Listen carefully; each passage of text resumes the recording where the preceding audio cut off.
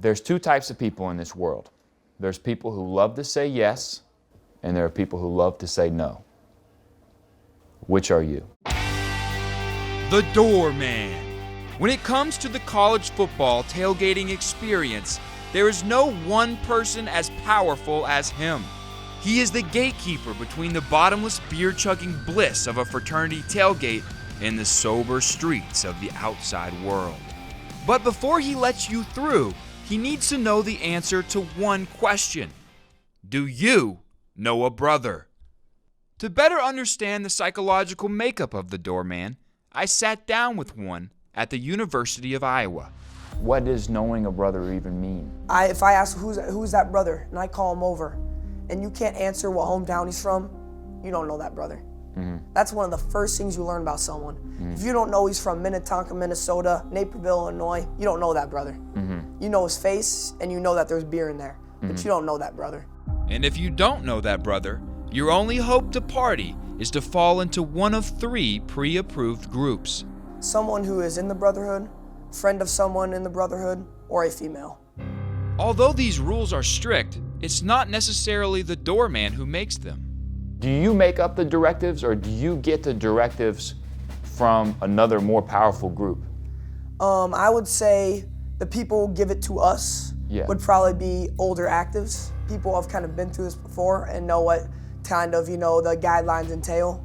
Yeah. And then us, we just kind of carry out those without even questioning them. Yeah. We just do what was told us to be right. Although blind allegiance is always a great strategy, there are exceptions to every rule. Unique circumstance during a tailgate can put the Doorman in tough situations that require him to make gut decisions. I'm gonna run through a couple different types of people, and I want you to say yes or no. No, yes or no, maybe, no, if yes or no. Is this person getting in, okay? High school friend who you know, if they do come in, they're gonna embarrass you. No. A guy who says his dad was in your frat. Yes.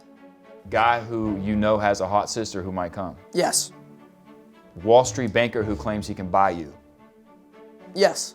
Someone considering being an astronaut. Yes. Conjoined twins. One's hot, one's ugly. Yes. Conjoined twins, same scenario, except this time they're girls. Yes. A big group of girls. And I'm not, and big and not in the sense of how many there are. Okay. They're at the door, yes or no, or are you letting them in? I am letting them in. I think we have a lot of open-minded guys here, or just want to have a good time. And I think if they pose no problems at the door, I let them in, and I hope they have a great rest of their day. With their ubiquitous power and influence, it's easy to forget that doormen have feelings too. What are you most nervous about? So if they don't know me and they see me as a pledge, then I'm worried, why should they respect me? Where did my credibility come from? In fact, sometimes the only credibility a doorman has was earned by the generation before him. Did you ever have to work the door when you were back in your day? I did have to work the door. What was that like? And actually, it's a privilege to work the door. Yeah? Because your friends are coming in, all the hot chicks are coming in to see you, and if they want to get in, it's got to go through you. You get more phone numbers than you can shake a stick at. Years of experience can yield high expectations. Well, you better be letting all the hot chicks in for one, and then you better throw the bums out, and you better keep the party going. However, keeping the party going often means shutting the party down for unwanted visitors. No, buddy. If you've been around here before, you know this fucking works. Bro, I'm not trying to be a dick. This isn't personal. I'm doing what I've been told to do.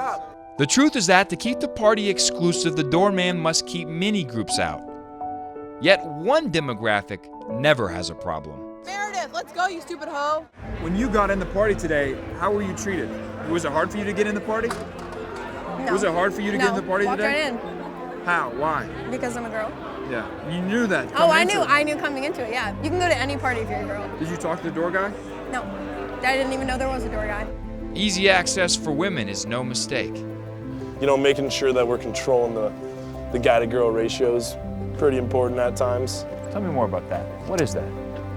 The guy-to-girl ratio is just, your overall ratio of girls to guys at the function. How important is the guy-to-girl ratio? Oh, it's huge.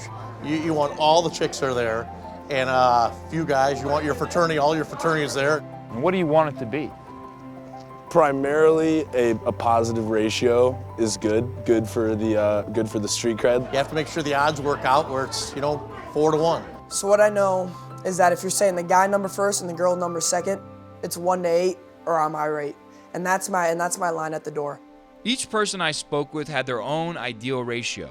However, they all agreed that there's one that never works. What about the ratio 1 to 1?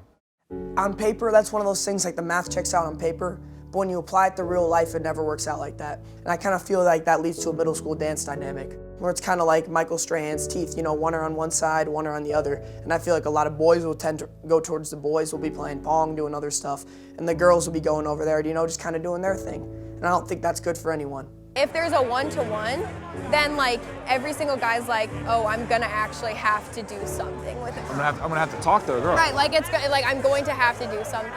As scary as it is to talk to a girl, for these brothers, there's one thing that's even scarier. What does the term sausage fest mean?